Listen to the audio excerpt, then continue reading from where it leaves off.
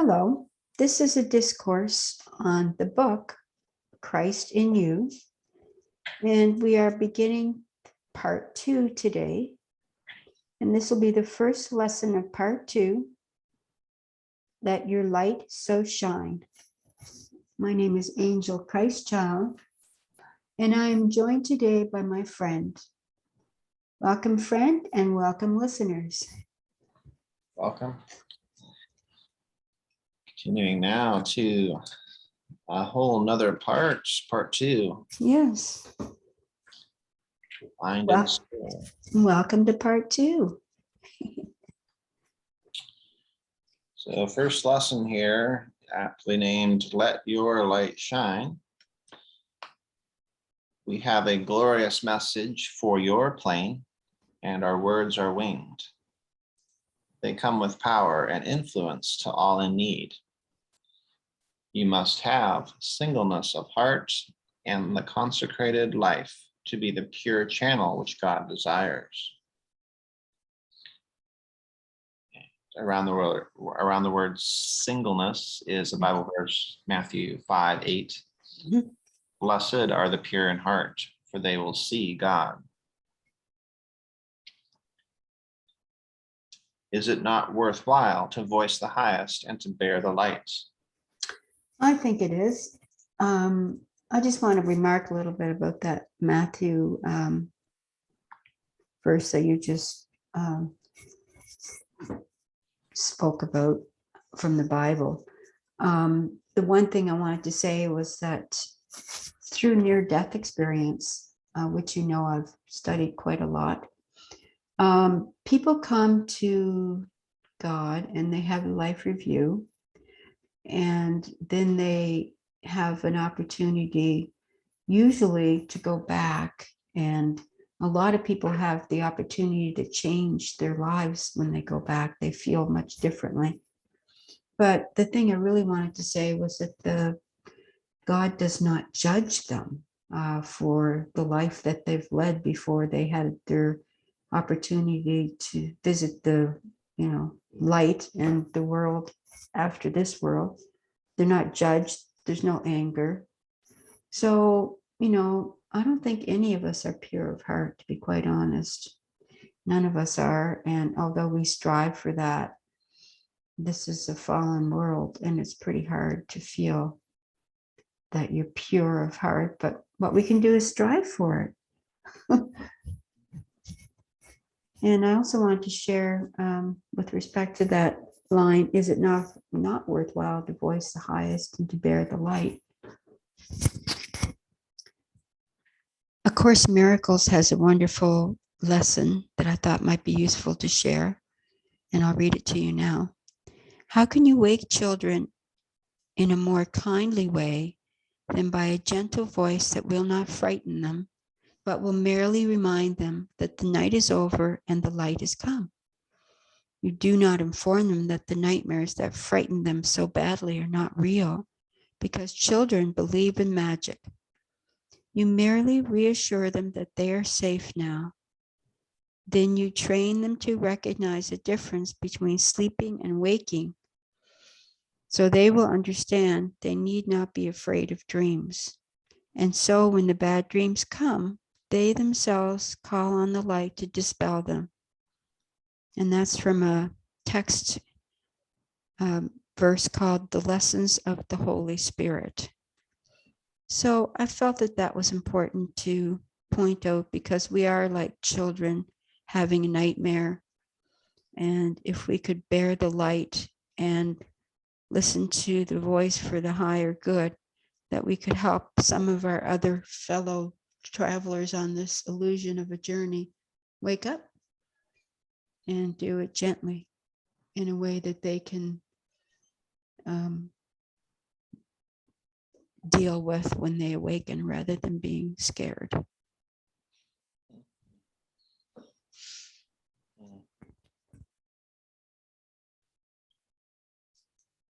It's like the Matrix. We're all in the Matrix. You love your matrix. Well, shall we read on, friend, on page 119? 119. Is it not worthwhile to voice the highest and to bear the light? Our message is for the world of pain and suffering, and for you too. Wholeness and perfection are God's intention. Perfection has a Bible verse associated with it, Matthew Okay. 5:48.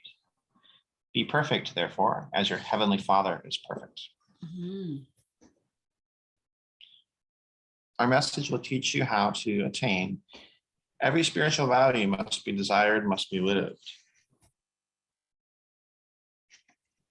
And our thought for you must become embodied, lived, manifested, expressed to all men.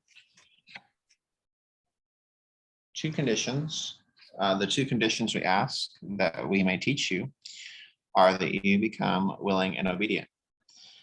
Your life shall help all you meet, cannot fail to do so, because you cannot grow without drawing others with you. And that is just one of the most beautiful lines in this book. And I want to share something from A Course in Miracles with you about drawing others to you. And, they're being drawn to the light also. We live in darkness, and you shine your light, and the people can spiritually recognize it. So it seems like a good thing to think about and to do. And in fact, there are places in this book where they actually ask you to shine the light out. So that part in the course from the text, it's from the workbook. And as you let yourself be healed, you see all those around you, or who cross your mind, or whom you touch, or those who seem to have no contact with you, healed along with you. Perhaps you will not recognize them all, nor realize how great your offering to all the world when you let healing come to you, but you're never healed alone. And legions upon legions will receive the gift that you receive when you are healed. And that's from our workbook, lesson 137. It's called When I'm Healed, I'm Not Healed Alone. Isn't that just so encouraging and wonderful, friend, to know that when you're healed, you're not by yourself in this healing. It's like it changes the world, because you changed yourself and you are the world. So it's like the change is a big ripple. Yes. It's a big, beautiful ripple. And of course, we're all one, so it would be impossible for one of us to be healed and for another not to join in, because there is no other. There's just us one here. Oh, excuse me. I just thought I'd remind you about that. Yeah, that's really powerful stuff. Mm-hmm.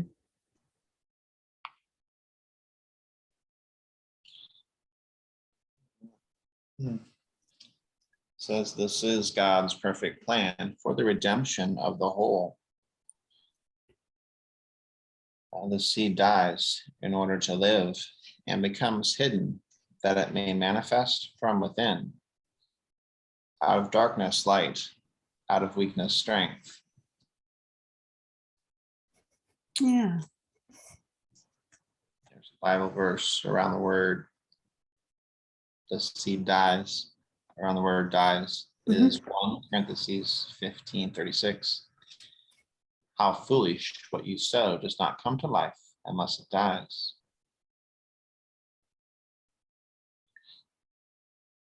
So it dies, you die to your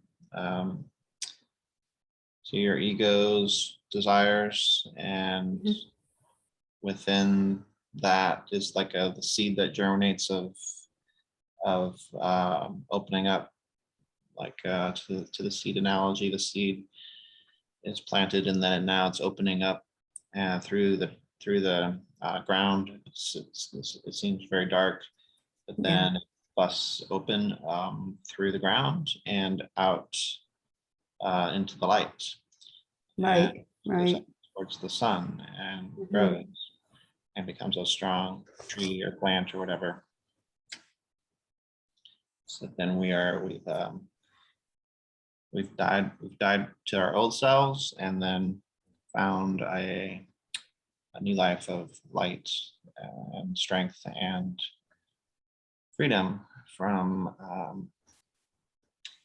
moving towards that Christ spiritual self of us. Moving away from the illusion and closer to the real self, your spiritual self. Mhm. Right. Yeah. Put away the old toys and the children's toys and start to grow into your higher spiritual meaning.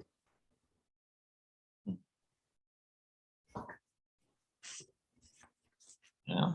Nicely said, friend.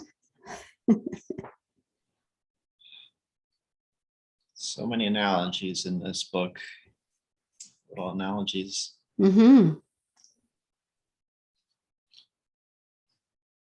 Okay, shall we move on? But continuing, there is a wave of disturbance, a spiritual volcano about to discharge itself on your earth. Be not dismayed. Unrest and energy only prove that inherent life is at work. Yeah, I wanted to say something about that actually, because, you know, I'm not sure what the spiritual volcano was referring to, but I do know that the ego is attempting to keep us under its strength and not allowing us to grow. I mean, that we know. And I think probably this passage from A Course in Miracles would be helpful. It says, the ultimate purpose of projection is to get rid of guilt. Yet characteristically, the ego attempts to get rid of guilt from its viewpoint only. For much as the ego wants to retain guilt, you will find it intolerable, since guilt stands in the way of your remembering God, whose pull is so strong that you can't resist. In this issue, then, the deepest split of all occurs, for if you are to retain guilt, as the ego insists, you cannot be you. Only by persuading you that it is you, that it is you, could the ego possibly induce you to project guilt and thereby keep it in your mind. So the ego tries to persuade us that we're not who we really are, which is a powerful spiritual being, child of God. And if we keep the guilt, we can stay as the ego projects out to us. If we don't keep the guilt, we can join with Jesus and God and become who we were meant to be.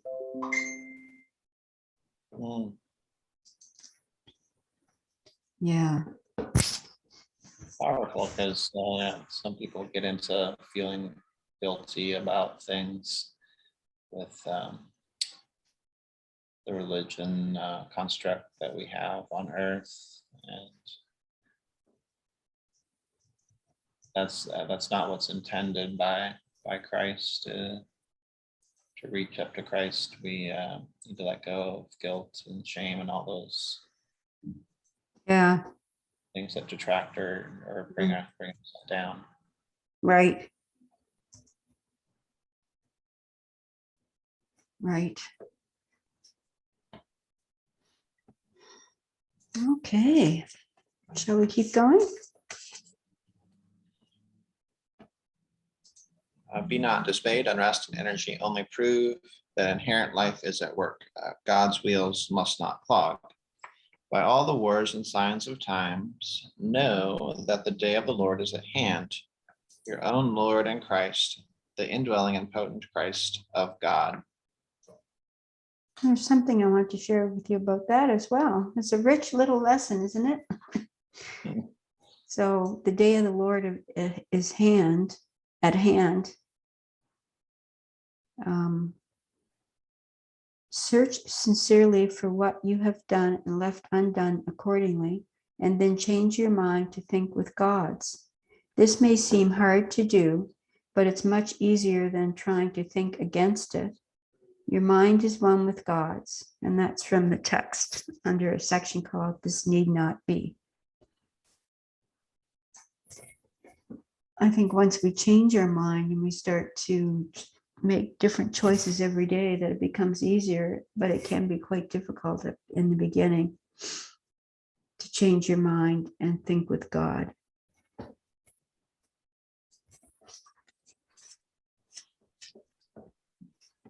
What do you feel about that, friend?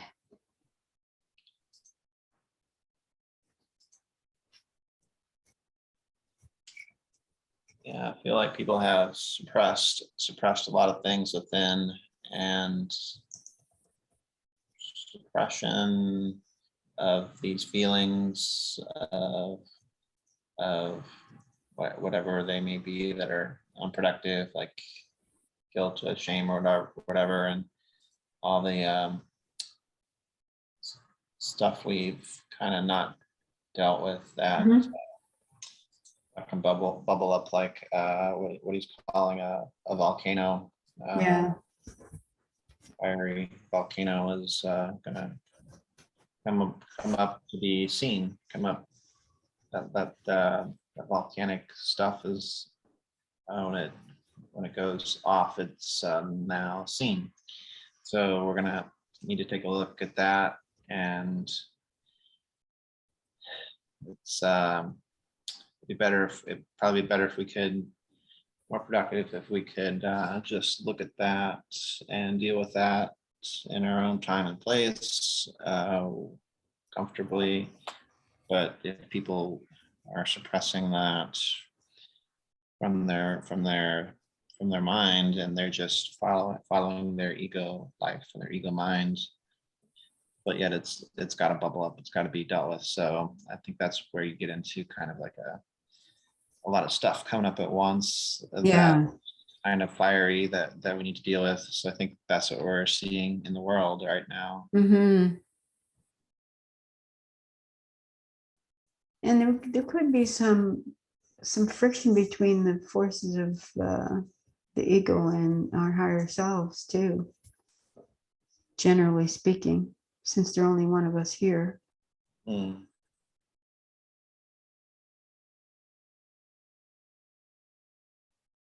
But there certainly feels like there's waves of disturbances, no doubt about that.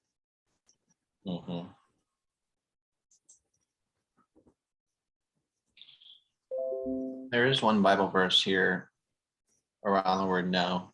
Know that the day of the Lord is at hand. Around the word know is the Bible verse, Matthew 24:6. You will hear of wars and rumors of wars, but see to it that you are not alarmed. Such things must happen, but the end is still to come. That's interesting.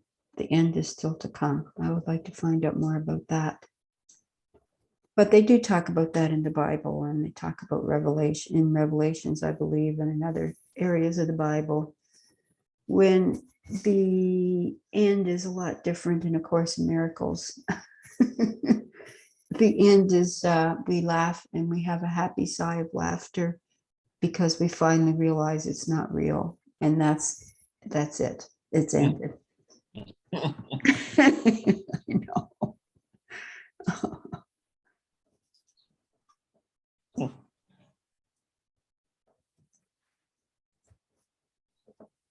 Well, I guess there's nothing to be alarmed about then if it's not real, and it's all just us just realizing that all this commotion and all this spiritual volcano is just our own illusions and projections of our own ego, just trying to make one last push and one last stand to be our master, be in control, and make chaos. Yeah, exactly. Exactly. Of course, keeping in mind that this was written over 100 years ago. So who knows? There's no time in heaven. We don't go by our clock. Okay, shall we go forward? Written a long time ago, but it seems like we're coming towards a time frame when like relevant to talk about some of the unrest and the conflicted emotions that are bubbling up in the world today. But that's also kind of comforting to know that we should not be alarmed because we know and we understand what's happening. Right, right. Quite true. Very helpful book. Wonderful. So continuing, it says, marvel not, ye must be born of water and of spirit. And this I may explain to you later. The keys of the kingdom are in your hands. This has a couple Bible verses here. There's a Bible verse where Jesus is teaching a Pharisee. And the quote is, Jesus answered the Pharisee who was asking about his miracles and his powers. He's teaching that Jesus answered, very truly, I tell you, no one can enter the kingdom of heaven unless they are born of water and spirit. Flesh gives birth to flesh, but spirit gives birth to spirit. You should not be surprised at my saying, you must be born again. Right. I think you wanted to share with us about that, friend. Yeah.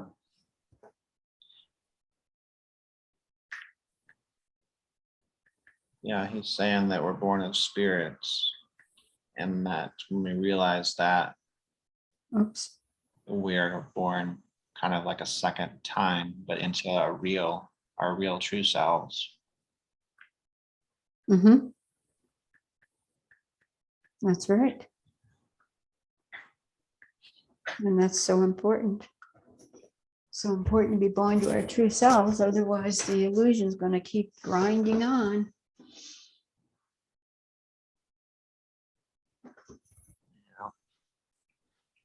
And then there's another little verse here, Matthew 16:19. I will give you the keys of the kingdom of heaven. Whatever you bind on earth will be bound in heaven, and whatever you loose on earth will be loosed in heaven. Yeah, we had a little discussion about that before this call, and it made me think of A Course in Miracles, and a lot of different spiritual texts and spiritual teachers talk about the fact that this is the classroom, this is where we need to learn. And in fact, A Christ in You talks about that a lot. And whatever we bind ourselves to on earth, we will be bound to in heaven. And whatever we loose or let go of or allow in a spiritual way will be allowed in heaven. So it's a pretty interesting way of looking at things and understanding.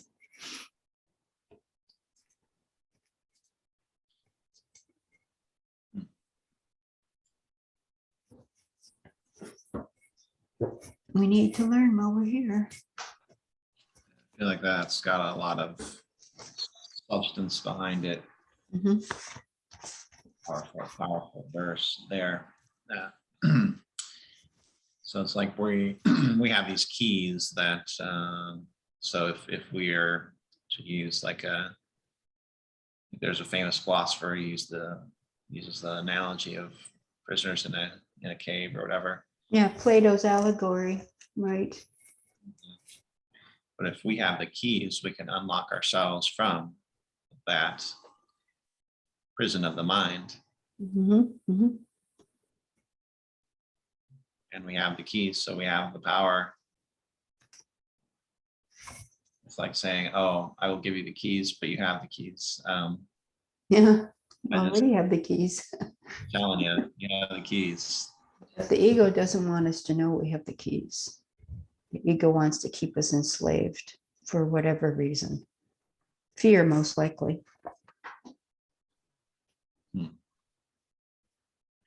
Okay, shall we continue? Continuing now, out of chaos and confusion, there will come peace and order to your earth. Wars of nations are the birth pains of a new era, and the consciousness of the race will be lifted by the pain and agony of the refiner's fire. It's really encouraging to know that there's going to be good results while we're living through all this pain and agony. And there's something in the text here I wanted to read from A Course in Miracles. When you're afraid of anything, you are acknowledging its power to hurt you. Remember that where your heart is, there is also your treasure. You believe in what you value. If you are afraid, you are valuing wrongly. Your understanding will then inevitably value wrongly. And by endowing all thoughts with equal power, will inevitably destroy peace. That is why the Bible speaks of peace of God, which passeth understanding. This peace is totally incapable of being shaken by errors of any kind. It denies the ability of anything not of God to affect you. And that's from a section called Atonement as a Defense. So if we have our heart in the right place and we believe in what we value as being the spiritual nature that we are, then we cannot be shaken, and our peace will pass even our own understanding of it.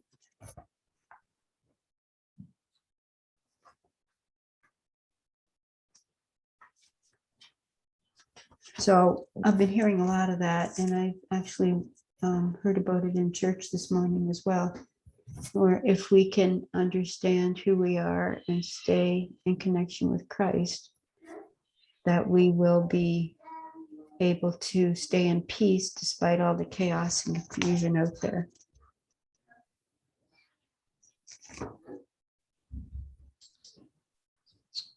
It's good. It's kind of comforting to know that there is a place of peace and harmony that is just untouchable by the distractions of the ego, and even though there might be this volcanic activity that sounds really kind of scary, but we're safe and sound, and in truth we are.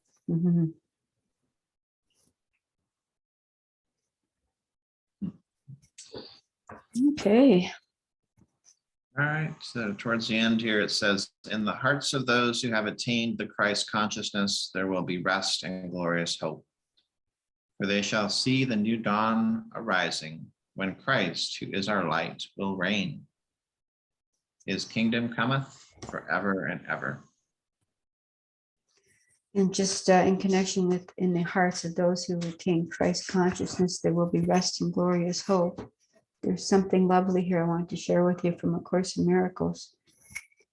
The lion and the lamb lying down together symbolize that strength and innocence are not in conflict, but live naturally in peace. Blessed are those, the pure of heart, for they shall see God, is another way of saying the same thing. A pure mind knows the truth, and this is strength. That really connects with the Bible verse that we were talking about in the beginning of the lesson here. So in A Course in Miracles, they're saying a pure mind knows the truth, and this is its strength. So once your mind learns the truth about who you truly are and where you're planning on going after this world, then that gives you your strength. And that's from a text called The Innocent Perception, Atonement Without Sacrifice. Yeah.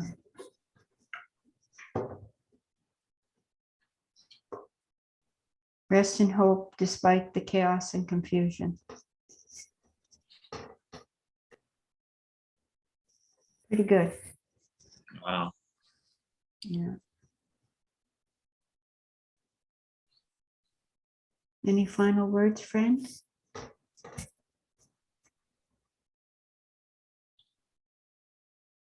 I was just looking at the title of the lesson, Let Your Light So Shine. Mhm.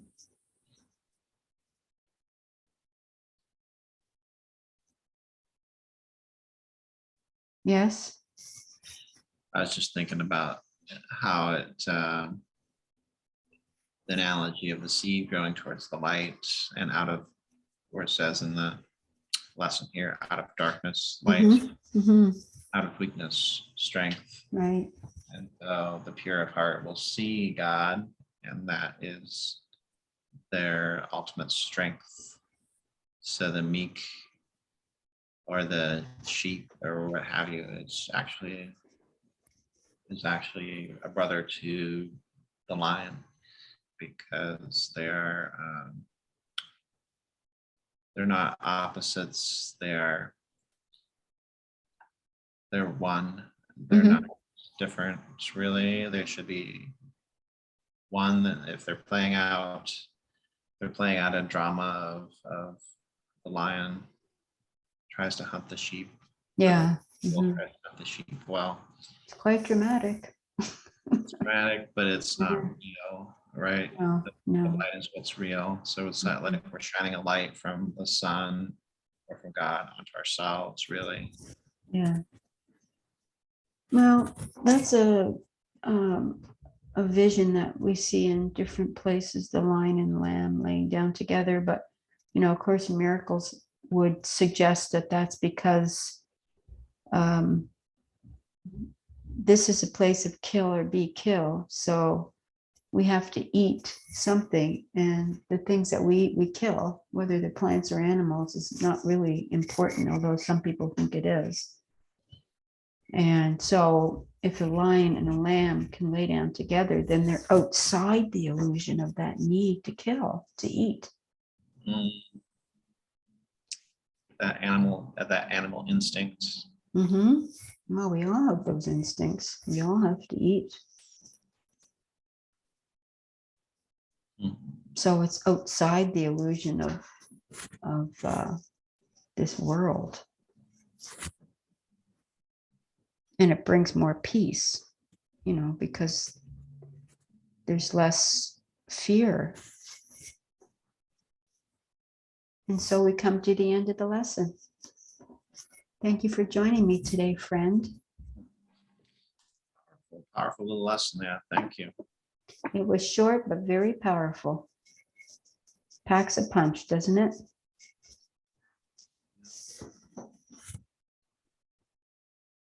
Well, we'll join us again next week, and we'll look forward to exploring the next second lesson, which is Born of the Virgin. It should be quite interesting, and because we're coming up to Christmas right now, when we're recording these sessions, it's quite appropriate. Again, thank you for listening, and thank you for joining me, friend, and we'll see you next time. All right. Next time. Thanks.